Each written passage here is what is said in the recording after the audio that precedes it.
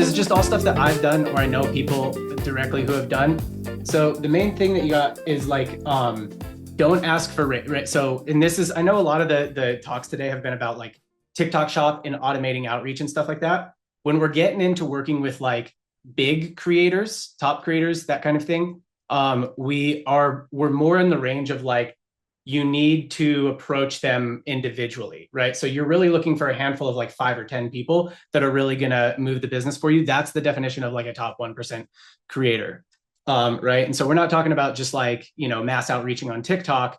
We're talking about like legit, probably like celebrities, right? So what you don't do is you don't approach their agent and ask for rates. You don't just like, DM them and ask for rates or do any of that. Like you don't just get the rate card. That's going through the front door, right? So if you're Nike or if you're a big brand like that, then sure, that's fine. That's actually your advantage is that you have a lot of money. So you should just go in through the front door.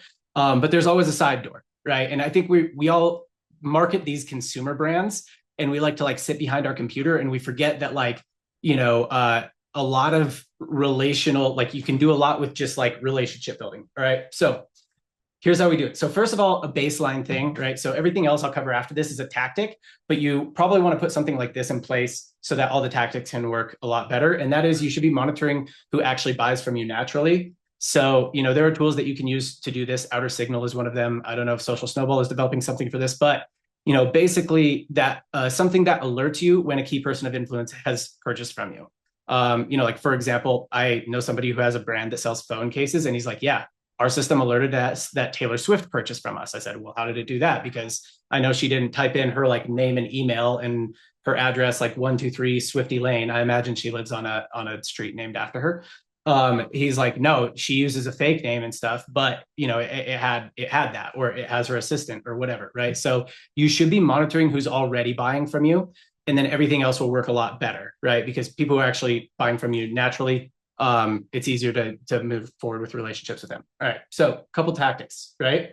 And this one's just obvious. I'm not going to spend long here, but a top 1% creator doesn't mean, like I just said, Taylor Swift or Kim Kardashian or something like that. It might mean that for you if your product and brand really is that mass market, but it means who's big in your space, like really, really big in your space. So, if I sell like basketball stuff, then who's really big in my space is LeBron James. Is LeBron James a top 1% influencer? Like, yeah, maybe. But other people who are really big in my space might be like, who's the biggest basketball YouTuber? Right? Like he's maybe not as much of a celebrity as LeBron James. All right. So it's who owns your space, right? So the first thing is seed the dugout. And this is something I got from somebody who I know who owns an apparel brand that caters to baseball. And he wanted to work with like Shohei Ohtani. If you guys don't know who Shohei Ohtani is, he's the best baseball player of all time. He plays for the Dodgers, and that's pretty undisputed at this point. I'm not like making an opinion statement there. Like he kind of is just the best.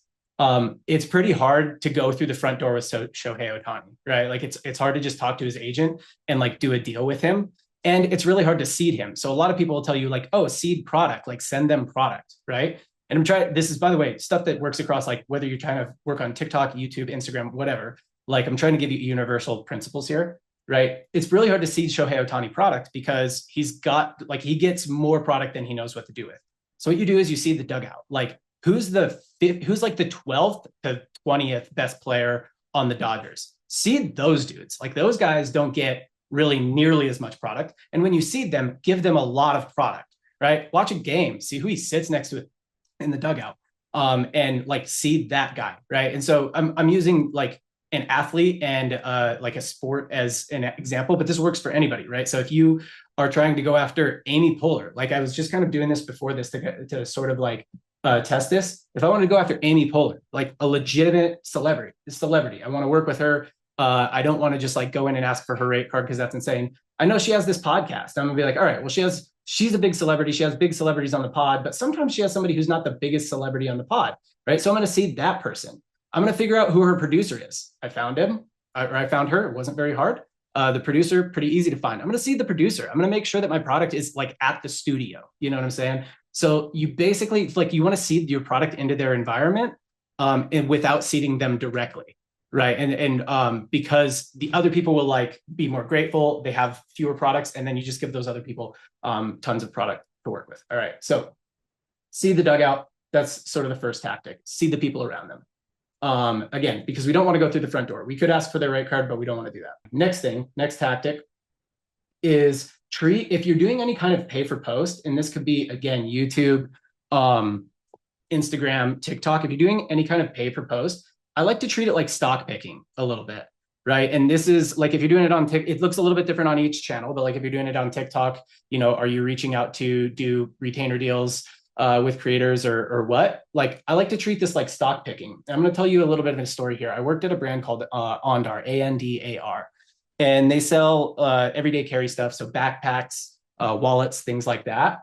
And we used to do a lot of budget on pay for post, and we did it like this, right? We had 2 social media managers who like were consumers in the space that our people were influencers in, right? So they kind of like knew the influencers. They could tell the difference between one girl who has 200,000 followers and another girl who has 200,000 followers, who those 2 girls to me might look identical. But to our social media managers, they did not look identical, because our social media managers were like actually in the space of seeing these people's content and being influenced by it, right? So be a consumer in your space or hire one. And then we did, instead of like using our budget to go after 1 million, 2 million person followings, and this was like back when pay for post on Instagram worked a little bit better. If you're starting on pay for post now, I would not do pay for post on Instagram. I would either, I would do YouTube actually, or I would do retainer creators on TikTok if you're on TikTok Shop, right?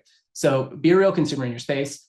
And then instead of going after like big creators, we would go after, 100, 200,000 followers, like smaller creators or smaller influencers who our social media managers were like, she's got something, like she's going to go blow up. We were basically placing bets thinking, hey, that smaller creator might have a more engaged following and they might be big a year from now. And here's how this worked out. Like we seeded this, and we did this with a lot of different creators. We didn't see this. We paid for a post from this one creator, and she did great. She sold like crazy, and we got a good ROI from her, and we kept working with her. And we kind of got these locked in rates where we like worked, we did a year's worth of post. We got a lower rate. Fast forward like 2 years after the first time we worked with her, and she had 2 million followers. We launched a product line with her. So we launched a wallet with her that was like her design. She helped design the wallet. We actually designed it. She just picked the colorways.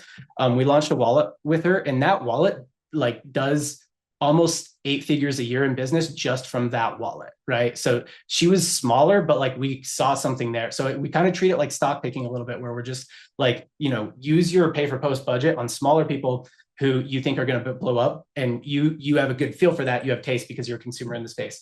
Pro tip here is YouTube. I would not do this on Instagram right now. I would do it on YouTube. There is a lot of ROI to be had for pay for post on YouTube. Turn proven creators into product partners. That's what I just told you we did at Ondar. All right, here's another one that you can do. Another like way that you can get, I would say, maybe not full on celebrities, but very big content creators. Like we've gotten, when I was just at Royo before I was at Solace Bands, I was at a brand called Royo, food and beverage brand. And we would do, and we probably got people with 500,000, 600,000, 1 million followers with this type of method, right? So if you guys know who that is, that's Clavicular. He's like a big looks maxing streamer. I don't know. I like to look at adjacent industries and what they're doing in marketing and figure out how we could use it. So I don't know if you guys can see that graphic, but Kick spends like $600,000 a month paying clippers to clip his live streams and post them on their own social channels, right? So they make these like theme pages across YouTube and Instagram and stuff like that that are like, streamer clips or something like that. Like that would be the handle. And they just like post tons of clips from live streams.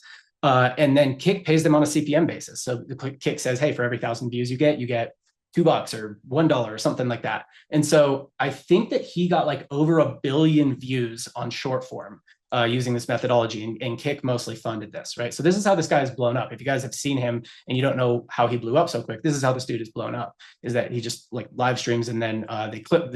I call it clip farming. I think that's what it's called. You can do the same thing for physical products. In this case, media is the product, right? So they have this media thing that they're clipping. But you can do the same thing with physical products. And I think, I thought I had a example email that I would send, but I'll just talk you through it instead. So what I would do if I was doing physical products is I would say, hey, if I wanted to do one of these for Solace Bands, I would reach out to big creators, 500,000 to 2 million followers. And I would say, hey, I'm running this campaign from August 1st to August 15th, where, if you post a video, I'm going to pay you $4 for every 1,000 views you get. If your average video that you post would make you $5,000, but if you got, 5 million views on that thing, like you do on plenty of videos, then you would actually make 20 grand just for that one video. And there are no limits on how many videos that you can make. So if you did 4 videos that did 5 million views each, you would make 80 grand, right? And so I would send some message like that. So I would do that kind of outreach. I would recruit a bunch of creators like that. And, like that's another way you can kind of work with like, not the top celebrities, but big creators. And then lastly, collab. You should be creating content from your own account. As your own account gets bigger, use Social Snowball's Creator Finder tool to find creators that you can make collab content with. And you just want to make organic content with them, right? So it doesn't have to be product focused, doesn't have to be ads. Like you want to collab. If you have 20,000 followers, reach out to creators with 30,000 followers on Instagram and make collab content with them around your niche. And you can do that for free. Then when you get 30,000, you're reaching out a little bit bigger. You're going to level up. And then that's going to, like, when you get bigger, then you're going to have an in that's a side door to work with bigger and bigger creators, right? Because now your content is actually going to be getting seen by a lot of people. So if you want to collaborate with, a really big influencer who has 10 million followers, they're like, yeah, that's a good collab for me. Even if you only have 500,000 followers, because your content gets a lot of views. So that's it. Questions? Re-rolls. Yes, if you guys want to connect with John, that is his email. Hit him up. I know this is a question that we get a lot from brands. Now I have to ask you a question that I feel like everybody's wondering. Have you met Clavicular? I have not met Clavicular. I don't. Okay.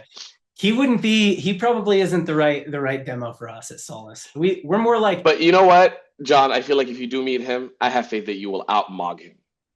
I have faith in that. Yeah, I think easily you would outmog him. I think I could put to the test the theory that dad bods actually are hot. You know what I mean? Like you put me next to Clavicular, and it's like, hey, do you really like the dad bod? Because he doesn't have it. No. But this guy. And it's stressful to be with someone like that. Listen, women tell us exactly what they want. We ignore them at their pearl. Dad bods are in. Dad bods are in. Whatever Clavicular's doing, nobody thinks that's attractive. No, okay. We were just talking about this backstage. If you have to go the route of taking crack to lose weight, then perhaps, just perhaps, you need to take a couple steps back. John, thank you so much.